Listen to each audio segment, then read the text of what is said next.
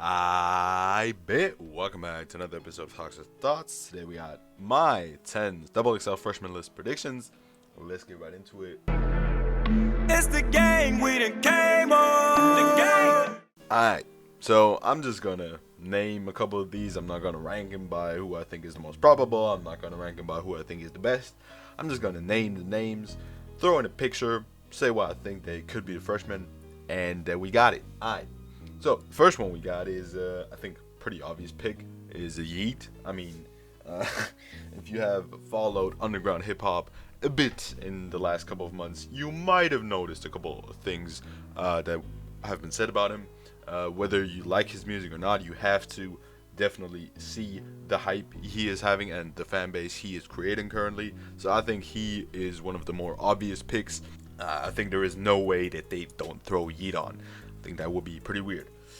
Then we got Ardowick, another pretty obvious pick, not only because he had that big song Who Wants Smoke that also had a big remix on Lyrical Lemonade, but also because he dropped his debut album in 2021 that, even though it wasn't like extremely popular, it did some numbers and it actually was pretty decent for a debut album from a rapper that didn't really blow up off of lyrical greatness.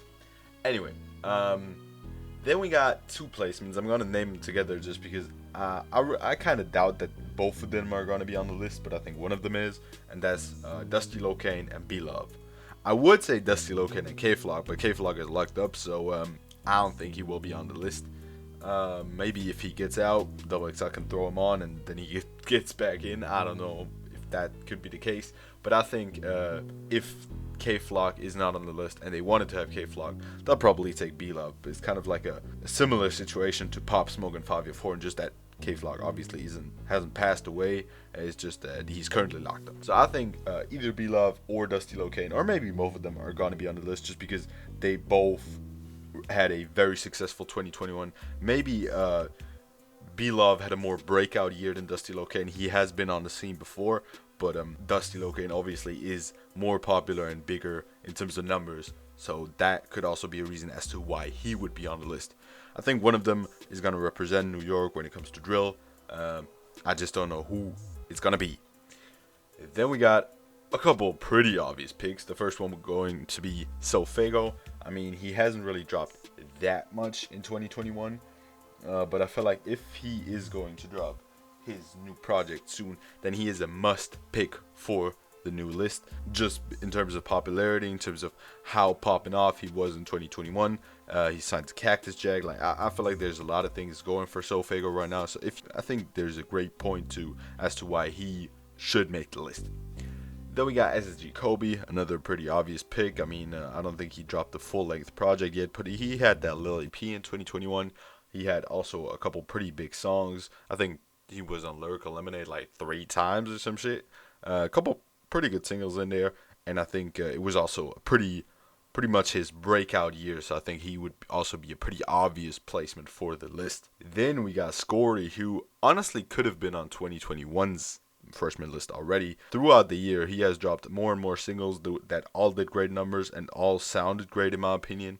I'm just waiting for that project to drop, and then honestly, he can go far in my opinion. Then we got Toxiris. I'm not the biggest fan of his music, honestly. I listened to his project he dropped in 2021, and it really wasn't for me. It just sounded like some Cardi type shit, but worse.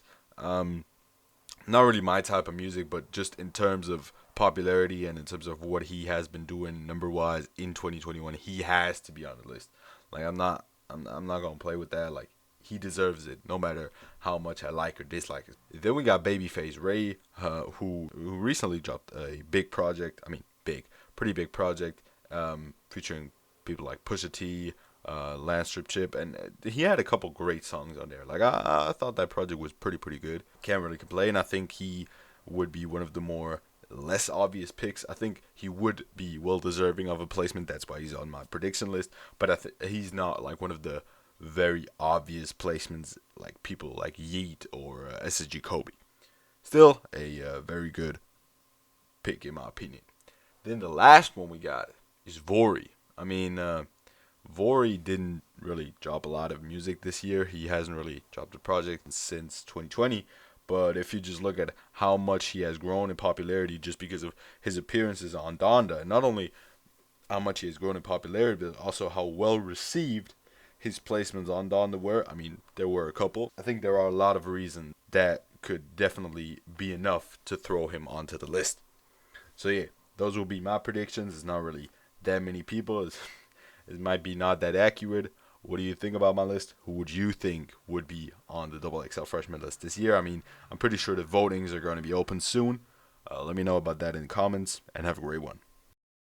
Remember back then, all them hoes ain't want me. Now I'm ballin', all them same hoes on me. Mama told me that this came with the money and the motherfucking fame, even though I feel the same. I'm that nigga now. I'm that nigga now. I'm that nigga now. I'm that nigga now.